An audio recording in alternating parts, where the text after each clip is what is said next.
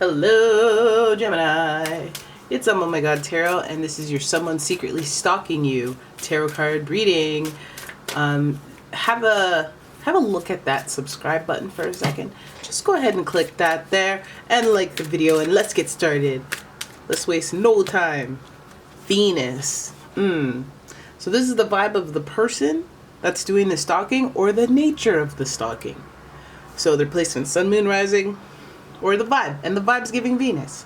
And this is the part of you that desires beauty, success, indulgence, and valuables. Good stuff, except for indulgence. That could be good or bad, because like, what are you trying to indulge in? Am I a part of this? Hey, you better watch yourself. But they're coming in lovingly, lover not a fighter, harmony seeking. You also note that Venus rules Taurus and Libra, so one of those might peek out of the woodworks, the shadows. Then we have Pluto, and this is your ability to transform, take a big leap forward, and rebirth. Pluto also very, very deep. We're going deep with the Venus energy. We're talking about big themes, long-term themes with that Venus energy. So you could tell that there's a little long-term affection. Now, Pluto is also associated with death and rebirth, the afterlife. And so, afterlife, lust, love, indulgence, this might be a past fling. This one might be somebody that you've been deeply connected to for a long time, in the feelings.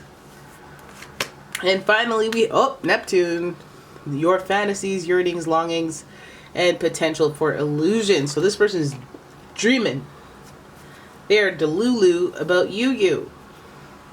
Okay, they have a lot of fantasies, they have a lot of daydreaming, they have a lot of hypotheticals where they, Prince Charming, fairy tale this, and I guess you have somebody who's just crushing hard. It's giving long-term big crush energy, fantasies, daydreaming, thinking about you. It's giving somebody's head over heels. Maybe that's a valid reason to be looking into someone. If they have a crush, they got feelings, unresolved feelings, death and rebirth would suggest something ended and then is beginning, or they'd like something to begin. Fantasies, pleasures, about indulgence, living in a dream world. Excuse me, I have a cold. But let's go. This has been shuffled quite enough, so let's do this. The Ace of Wands. Oh yeah, they want to start something. They want to get some action started with you. They want to initiate some sort of activity with you. We have the Seven of Cups in reverse. They have other options too, but all they want is you. So they got the Seven of Cups, and I see what's happening there with I'm thinking about my choices, and maybe they made the wrong choice. Maybe they took too long. They're thinking about them choices. Then we have the Queen of Pentacles. Okay, nice. I like the authority in the Queen of Pentacles. Although she is guided a little bit more by her emotions, she's still very stable, very grounded, and makes good decisions, long-term decisions. And with authority to make things happen, she's quite the stable partner. And it gives, like, not even necessarily she's powerful, but like from your perspective, it gives a person that's like in charge, like whether they're stable or not, emotionally stable or not. So the Queen of the Pentacles, a worthy partner, stable partner, disciplined partner. Your next card, King of Pentacles. Nice. The Queen, the King, they're both here. So there's some sort of dynamic here that is the yin to my yang, the two turtle doves or whatever. The King of Pentacles, Queen of Pentacles, giving earthy energy. Taurus, Virgo, Capricorn. I like it. It's giving that partnership. Then we have the Justice card in reverse. Something feeling unfair. Oh, okay. Now I see what you're doing.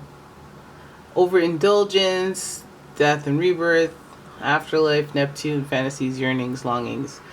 And then we have all this Queen and King Pentacles energy, which they could work together, yes, but they're not even seeing eye to eye, and there's an injustice right next to that King of Pentacles, so I gotta go deeper with that. Then we have Eight of Wands, the card of like, you know, traveling, making a special effort.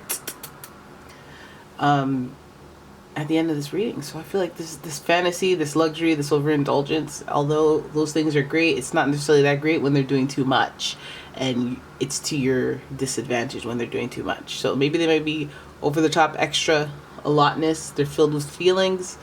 Let's hope they express them in a good way. But we do see the injustice. We see the injustice of that they feel an injustice anyway. So okay, let's have a look as a whole now that I've kind of laid out the meanings of the cards. The Ace of Wands shows, yes, there's a seed of inspiration, something that stirs the desire when it comes to you. Maybe they get excited about something that they saw or heard about you randomly, and that's what kind of fuels it. That's where it begins. Now they start getting emotional. Seven of Cups. It's in reverse, so you know that they're thinking again about their decisions, about the choices they made as it came to you.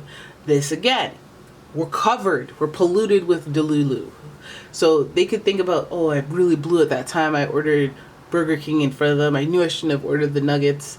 I should have been more hamburgerly. You know, it's like they're thinking about little details that don't really matter, but they're just going and retracing the decisions they've made that affected wherever they are with you, because now they're stalking. Now they got all these feels, and now they're hurting to initiate something. So they're thinking about their past choices as it related to you, where they blew it, where they should have done this, should have done that. A Queen of Pentacles shows the authority you have over their heart, their feelings, authority you may not have even asked for. Your compassion and your potential in the eyes of this person, they see it. And is it something that you like? I feel like you don't see that in reciprocation equally, or it might be in reciprocation. It might be, they might be equally yoked to you, but you're looking elsewhere, and they're looking elsewhere. But I feel like they're thinking about you, they're focused on you, but I feel like they know that you're not interested, even though they're on paper, their credentials are their credentials are what you want, what you're asking for. That's what they think anyway. But you're not looking together. You're not looking at each other. If you were flipped over this way, you'd be looking at each other.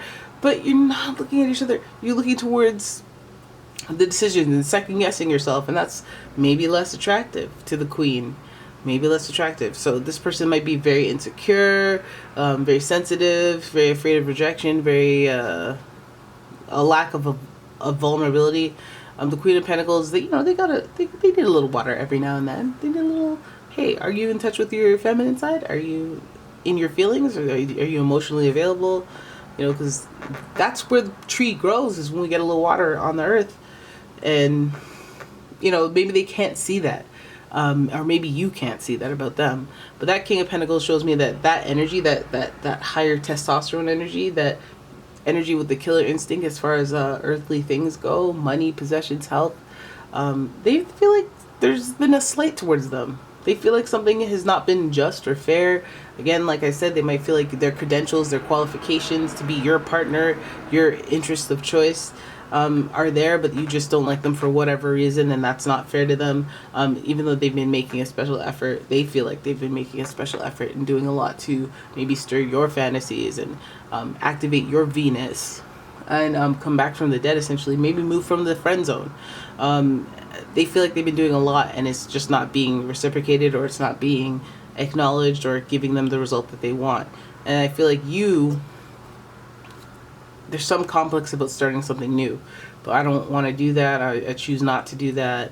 Something that they feel like is unfair. So I guess there they sit in the shadows. There they shall remain in the shadows, hoping for an opportunity, waiting for an opportunity to, I guess, seduce you or enjoy something with you. They're willing to make that special effort. I don't know for how long, but it kind of looks like you're distracted by the details rather than the bigger picture. You have somebody, king and queen, right next to you. You have somebody has potential, who has something to offer in a way that you have something to offer. But again, perhaps you're focused on fire and water, emotions and reactions, instead of stability right now. And maybe that's what loses your interest. But like, no, but I would take care of you. I would be loyal to you. I would never do it. And it's like, but I don't like you. it would be great if I was attracted to you, but I'm not.